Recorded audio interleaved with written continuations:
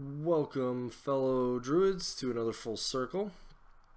In this episode, I'm going to talk about Adepticon, how things went, the event in general. Talk mostly about my tournaments, but the event in general was a ton of fun. I got to catch up with a lot of folks, got to chat with some of the Privateer Press staff, Will primarily, with a little side of Matt, Lyle, and I didn't really see JR, but he was there. Anyway. So that was a lot of fun. They didn't have any specifics for me on anything that I can that is really worth sharing here. But after seeing them, it has me really excited for what's coming next. Like I said, they weren't able to share anything because of how their stuff works, but they gave me a lot of good hope just talking to them and interacting and them reassuring me and stuff. So in any case, though. Hats off to Travis Marg as well for running a great show again. And but yeah, I'm just going to roll through. I don't have... I would say my results at Adepticon were pretty mixed. Not necessarily overall my most satisfying tournaments, but we'll just roll through them and we'll sort of talk about that a little bit. So day one was the Masters qualifier. So the way the event worked was it was broken into Thursday was Masters qual, Friday was the top 8, Saturday Champions qual with Sunday top 8. And so day one I get paired up against a fellow by the name of Peter. He's playing Trollbloods. He is from the Fully Boosted podcast, which is one of the podcasts I do still listen to. So it was kind of cool to get to meet him. Great guy. We had a great game. I played Una 2, he played Borka 2. His list was pretty similar to the one that Tim Banky has made popular, which is, I think, a good list. And the biggest mistake I made, there were some small ones as well, but the biggest mistake that I made in the game was trying to get a little bit more work done on his feet than I needed to. I think I could have just backed up, or just maybe use a couple Wolf Riders on each side to kind of jam in a little bit, and I think I would have done okay. As it was, even with doing that, I was pretty ahead on attrition actually, but because of how the things played and how my clock went, I had a chance to win toward the end, but I probably would have needed about another minute, if not a little bit more, and then I could have probably won the game. However, I end up clocking at the end of that game. So, but the game was great. There was a lot of just really good back and forth. I realize, having played that game now, that Una definitely has sufficient game into Borka 2, and so I plan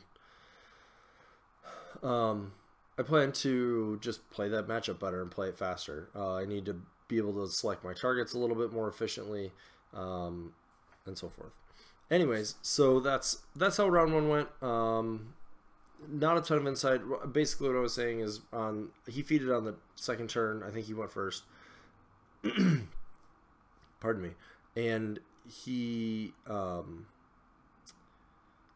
did try to use my Wolf Riders basically to kill an Earthborn on each side, and it just didn't play out. And probably what I should have done was waited, let his feet expire, use my feet, just stay at the edge of my threat range but back up without losing any of the zones, which I think I could do pretty easily because of his large battle group focus. Then re-engage using my feet, which means he can't do counter charges, take as much as I can, and then have the Wolf Riders follow up afterward. So that was a learning from that game. So I lose round one, and I'm thinking like, okay, usually round two is a lighter round as a result. You know, usually both of us have lost the game. Nope, I'm the pair up, and I get paired into a guy you may have heard of. His name's Jake Van Meter. So this is interesting. Jake is 1-0.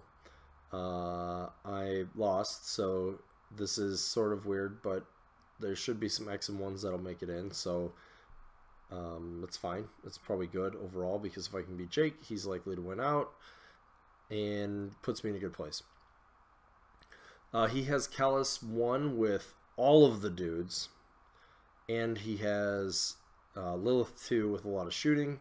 I sort of go back and forth. I'm a little bit concerned about the Lilith 2 match because he has a lot of range 14. That's kind of the edge of Kruger's comfort zone. But I think that he probably still doesn't want to play it. I don't really want to play Una. I probably don't want to play Una in either case. So it's going to be a Kruger drop. He drops Callus. He says he wanted nothing to do with Lilith playing into Windstorm. He wins the die roll. More or less everything runs up. I move up. I try to shoot a couple things with some sprays and stuff. Throw some AoEs out there in his general direction to kill a few things. I think I killed a couple Hellmouth tentacles, and so I don't accomplish a whole lot. And then the next turn, what he does is Callus Camp 6 walks up. Oh, relevant. There was a burning forest. It's important that it was burning in the middle of the table, and I use Adrea to make it go away. And we had just talked about how that worked ahead of time, so he wasn't planning on it being there. But anyways, so there's no line of sight blocking terrain in the center of the table. He brings Callus forward. Camp 6 puts every model in his army in his control area and feats. And basically is like, well, let's see if you can kill me. And I could have chosen to not take the bait, I think. I think up front, he has a lot of guys, and they're going to make Incubi, which is going to be more guys. But I think I could chug my way through killing them. I can throw out 4 lightning storms. I can feat, which is why he was so aggressive toward me. I have 6 shots between my 2 Wold Weirds. I have some shots from Kruger. I have the Fulcrum shots. I have a lot of sprays. I probably could have opted to go in that direction. But it's Jake, and there's a juicy Callus sitting there. And honestly, I didn't play the beginning of this all that well, but the biggest problem is there's a raptor. Well, he has his 2 beasts and a raptor basically blocking line of sight to Callus. So I have to kill the raptor, I have to clear a path to be able to see him, and then I have to shoot him. But I do have a hill, so some of my shots are going to see him no problem. I activate the Fulcrum first. Not sure that was the right call in hindsight, but that's what I do. Start clearing the path with that. I use one of the Wold Wardens additionally and some sprays from from the Wayfarers and someone else to start trying to clear out some things, which I do. Kruger goes for a gallows. There's a lightning storm that I want to gallows Callus into, because that's another damage roll, another couple damage on him, and that's good in this case. So Kruger goes for a gallows, needing so he gets +3 defense on his turn, making him the hell is it, 17. I think he's a 14-16 base, so he's a 17-16, I think, something like that. And 1 Wold Warden is still in Shifting Stones, by the way, so he can be placed in stone shape. But I'm probably going to have to boost a hit no matter how this shakes out, unless I get Megalith on him, and I realistically can't clear that path. So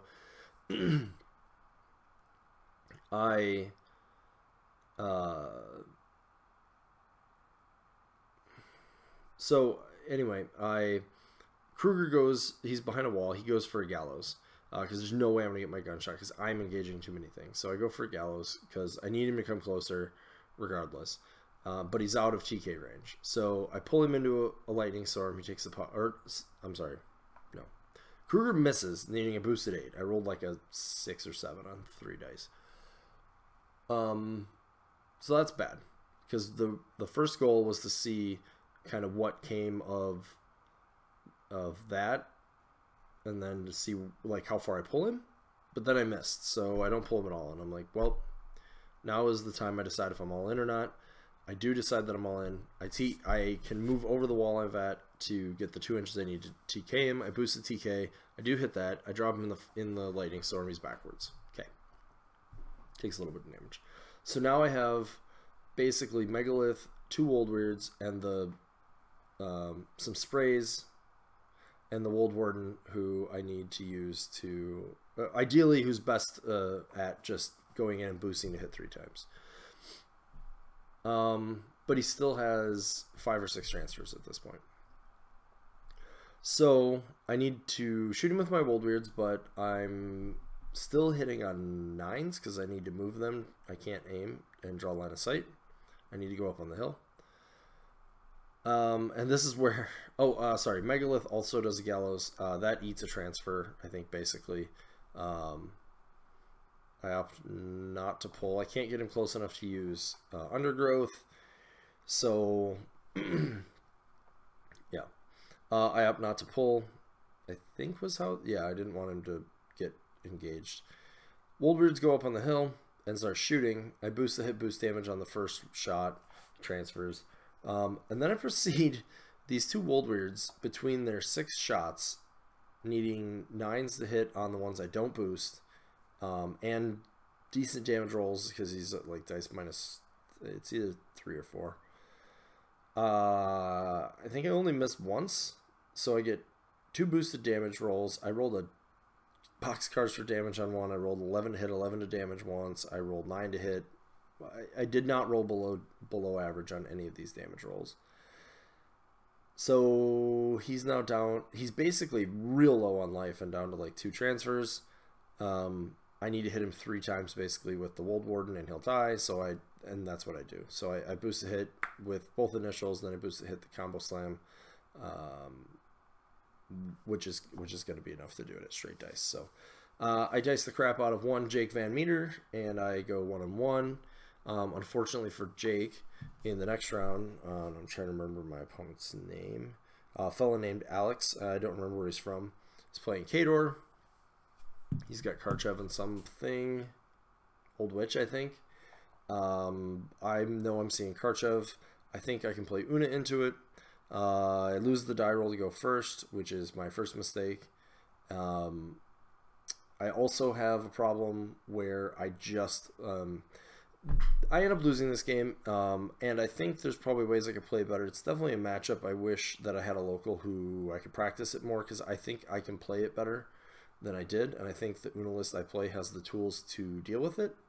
However, that wasn't the case. The way it worked out, I feel like with that particular matchup, I need...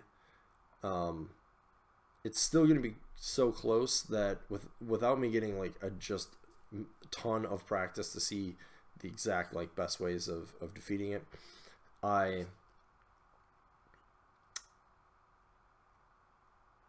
need my dice rolls to be average or better probably throughout the game, and I need their dice rolls to likewise be average or a little bit worse. And I think if that flip-flops too much, leaving 1 Kador heavy or 2 Kador heavies on the table that I shouldn't is going to be disastrous in this matchup. Especially because I'm not playing all of the Griffins variety of the list that some others are playing and so forth. So that does not come to pass. I like my dice roll. If anything, that was flip-flopped. I would say I was rolling average or below throughout the game. He was rolling average or above throughout the game. I mean, it may not have been exactly that, but that's where the key rolls felt like they fell. And eventually he's able to just work a jack deep enough to get to Una, because I can't run away and I can't clear zones. That might be another matchup. I just need to look at how I approach that matchup. I think it's playable with the list I'm currently playing, or at the very least a very slight variation on it. Also, if that does not continue to be the case, I am actually considering trying to play a different match into that type of list, I think. So, be that as it may, these were the lists I had when I went into it. I think there's certainly something, I think, like a Chromac 2, Bradigus, Kaya 3, or a different version of Una 2 actually plays into that particular matchup much better. I'm going to have to think about that some. I'm not sure if it's worth switching up my pairing to conquer that type of list, if Karchev's popular enough to deal with, or if it's possible that I just need to... just how I need to handle playing into that. I don't It's still not a great drop for us in Circle. There are ways of defeating it. I think the Chromac 2 list actually that I played in Champions that I'll talk about is probably better suited into it because of the way the heavies play out and the way damage can be dealt. Kaya 3, being able to bring actual heavies in this matchup, if you can work with it, probably has a better chance. Kaya 2 might have game here as well. There's probably a few other things. But the thing here is that, unlike Harkovich, you can't kill Karchev as trivially because he can camp 5 or 6 most games.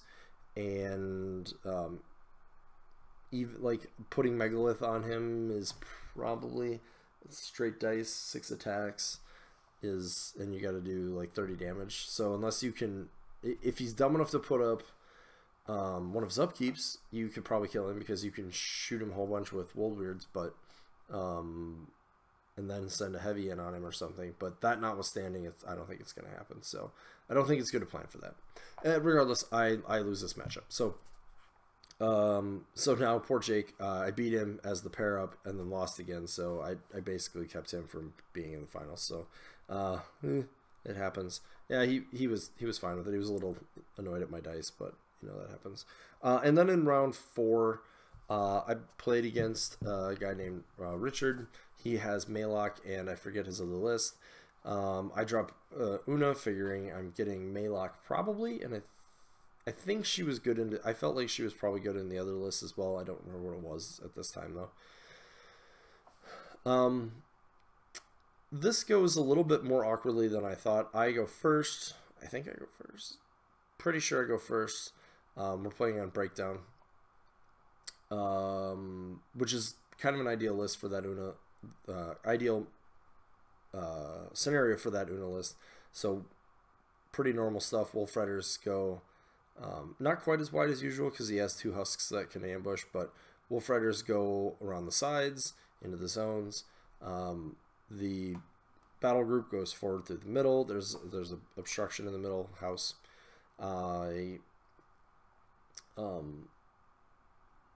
He comes up, but he basically runs straight forward. So I'm looking, and I can put Wolf Riders into his Gators on both sides.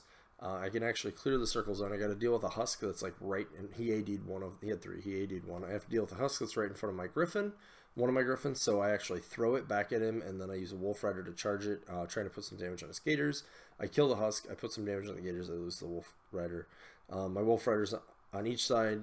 I cycle Hand of Fate around. I'm able to pretty much clear out 2 units of Gators, which while keeping my Wolf Riders pretty safe, so that's good. He also had brought his Sacral Vault way far forward, and I'm able to kill it, which is good for me because at that point he's kind of a little bit weak on his right side, and I should be in a good position. However, he feats, which is going to make him pretty tanky, or his army pretty tanky, and it allows him to do some work into me. He kills a Griffin, and basically what happens in this turn is, in my opinion, he casts a few spells too many, because while he did all of that, and against a normal list he would be fine, he did not stop me from having landing zones to Maylock, so I think this was just inexperience in the matchup. I'm easily able to put, I have 4 Griffins remaining. I may have had 5, but I only had 4 that could get to him. And 1 was injured, so I run the injured one. I ran the injured one behind him, and then I was about a Griffin and a half into flank attacks, and I killed Maylock. He was camping 2 on his feet, so I still had a 3rd one that could go in. I felt pretty good about it. Yeah, so that was the end of that. Unfortunately, I think if it had been... I think if the matchup had been playing, like if he had played a little safer, I think my left flank, I would just continue to press that advantage, kind of just delay things on the right, press the left. I think I'd do okay. So that was day 1. No cut for me. I'm 2-2. I didn't really play anything on the days that I didn't make the cut. I didn't play anything. Champions is Saturday morning, and I get paired up against Jesse from Tennessee. Nice guy. he's got Legion, he's got Fianna 2 and Thagrosh 1, and they both have double throne, which is kind of a problem because I have list, well, and I'll walk through it. So the list chicken, I have a list chicken problem here for sure. Thagrosh, I'm much better off playing Chromac 2 into Thagrosh because even feed or not, I can deny that potentially with snacking from Getorix, but regardless, I don't care as much about the thrones with the Chromac list, and I'm able to basically like trade throne for heavy and heavy for heavy, and I'd rather have Chromac at the end of that than Thagrosh. Plus, I think I can get enough on my feet if I play it correctly, and he's not going to really get an alpha on me, that I'm okay. So Chromac's the better drop there. Fianna, Mosar's probably a better drop into. He's got lightly armored beasts. I'm able to put, I'm able to use Doppler Bark. I have Doppler Bark in both, but Mosar can apply it more easily. Pillars also are going to stymie his options of what to do, and I should be able to play that matchup. But he has the thrones, which are going to be very difficult, are going to make it very difficult for me to actually keep the massive amount of infantry. Just to go over it real quick, I have the Chromac list that you may have seen me post on Twitter. It's Pagani's Chromac list from his article. So it's Getorix, Double Stalker, Feral, 2 Scarsful Griffins, a Wild Argus, Stones, Blackleads, Wilder. I could have gone Lord of the Feast, but I went with the Wilder this time. And then the Mosar list is in Devourer's Host. I have Pureblood, Gorax, Wild Argus, and that's basically because that's his exact War Beast points. And then I have 2 Wolf Riders, Blood Trackers with Nuala, Night Witch, and Blood Weavers, a Shaman for magic weapons, and the Death Wolves. And I load them up with the 7 corpses, or I think it's 7. So, that's how that plays. I am... Let me think about this. So that's how this chicken is going. So I'm kind of thinking like, well, the thrones are kind of a problem because they're going to be really hard for me to kill because they have a long range and they have all the magic attacks if I'm not careful. But he's still probably slightly better in that matchup because I do end up having the threat range advantage then. Wolf Riders out-threaten pretty much everything in his list. So in hindsight, and I might be able to play it into Thagrosh, but he's got a lot of armor. Armor 22 thrones are going to be hell for me to take down with that particular list. So I opt to play, and I've played more Chromac 2 games, so I opt to play Chromac 2. He takes Fianna. Now I need to win the die roll because it's going to be really important. We have nearly equal threat ranges on our battle group, and whoever can set the pace is going to be in a much better position. Even with the +1 though, I do lose the die roll. I go second. I did make a mistake really early. I realized that I could use my shifting stones to basically keep his beasts off my battle group, but I had actually put 2 stalkers farther out, so he was able to trade into those, and honestly at that point, I just lost the trading game. I try to... and his dice were pretty hot the whole game as well. The auto hitting from the nerfs is a little ridiculous, etc. So I end up losing that one because, like I said, poor placement on my part in that early spot, as well as losing List Chicken and losing the die roll, and then him executing very well throughout the game is enough to cost me. So he does go on later to actually make it into the finals, and I think he gets 3rd place, so congratulations to him. But yeah, I needed to play a little smarter there, and I needed a couple little things to maybe fall into place for me. Round 2, I actually show up to the table and I have no opponent, and I kind of chill for a second, and then I ask Pagani what I'm supposed to do, and he says, you go first, you choose the side and start his clock. If it goes below 15, if it goes below 45 minutes, he loses. Come back and report. He gets there with, I don't know, 4 or 5 minutes left on before that expires, so he's down about 10 minutes on his clock. He's playing Rhett. We quickly select lists. I go with Mosar because it's Rhett.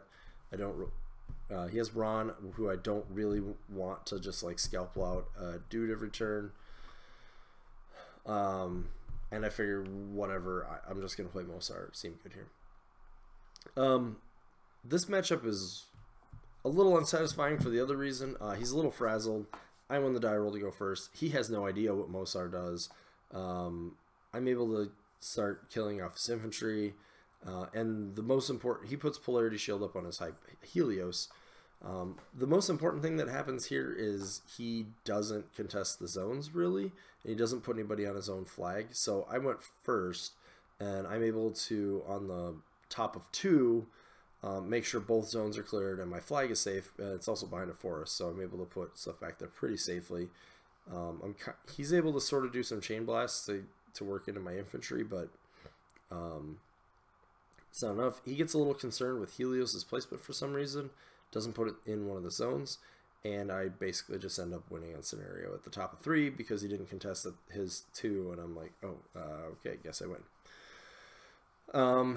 And then he sort of asked a lot of questions about the matchup, so we talked about it, but kind of told him about some of the assassination things and a few other things. So not a terribly satisfying game again. And then in round 3, I get paired up against I forget his name. Let me double check.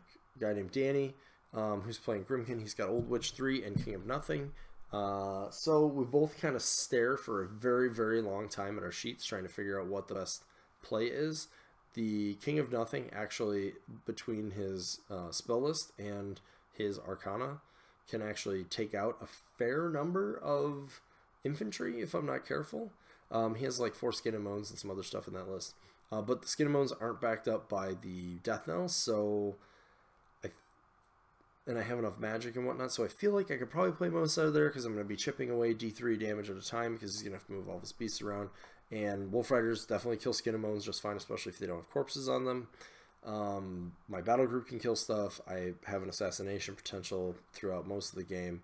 So I probably could have played that. That's probably the better drop into his Old Witch list, which is like 3 min units of Dreadrots. Yeah, it's a bunch of infantry. It's like 2 Cage Ragers, a Rattler, and dudes. Just dudes. Mostly Dreadrots. Dreadrots and Ace Slayers. And, but I'm looking at Chromac and I'm like, well, I think Chromac can work his way through the Old Witch list if needs be. I think he's also the safer drop into King of Nothing because I will end up out-threatening that list. Yeah, I'll end up out-threatening that list. The Clouds are a concern, but I think I can play around that as well. And so I think I'm pretty okay there. And if he does drop the Old Witch, I feel like I still have superior threat range, and I'm going to be able to take out plenty of stuff with the Stalkers and Chromac. So that's what happens. I win the die roll. I literally just run my battle group as aggressively as I can into everything. No spells.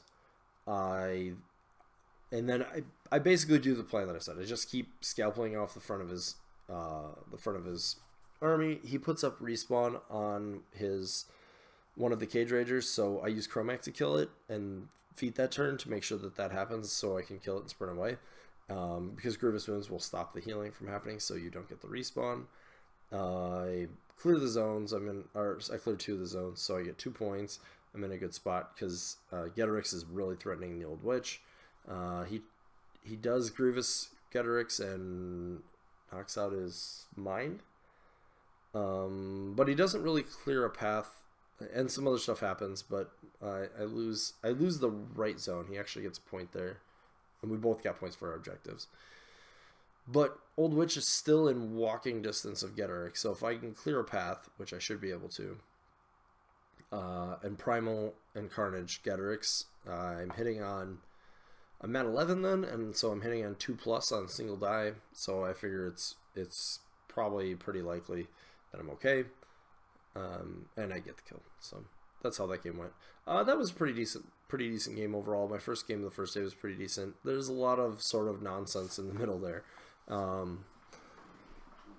So overall, slightly above average record, I guess, at Adepticon, and that's how my tournaments went. So great show again. Thanks to the Privateer Press, Travis, and the crew, and glad to catch up with everybody there. So. As always, thanks for watching, and we'll catch you next time.